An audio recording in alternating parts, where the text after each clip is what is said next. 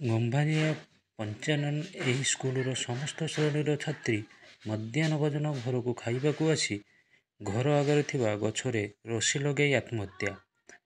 ମୃତ ନାବାଳିକା ହେଲେ ଭୋଗରାଇ ବ୍ଲକ ତାଳସାରୀ ସାମୁଦ୍ରିକ ଥାନାର ଗମ୍ଭାରିଆ ଗାଁର ଗୌରହରି ସେନାପତିଙ୍କ ଝିଅ ରାଜଶ୍ରୀ ସେନାପତି।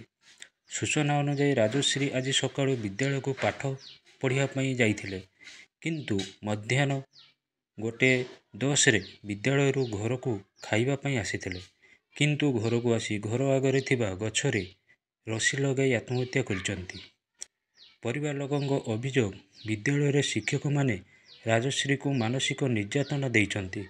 ଆଜି ସେହିଭଳି କିଛି ପରିସ୍ଥିତି ଶିକ୍ଷକମାନେ ଘଟାଇବା ସହିତ ଅପ୍ରୀତିକର ପରିସ୍ଥିତି ଘଟିଥିବାରୁ ମାନସିକ ଭାରସାମ୍ୟ ହରାଇ ଆତ୍ମହତ୍ୟା କରିଥିବା ଛାତ୍ରୀଙ୍କ ପରିବାର ଲୋକେ ଅଭିଯୋଗ କରିଛନ୍ତି।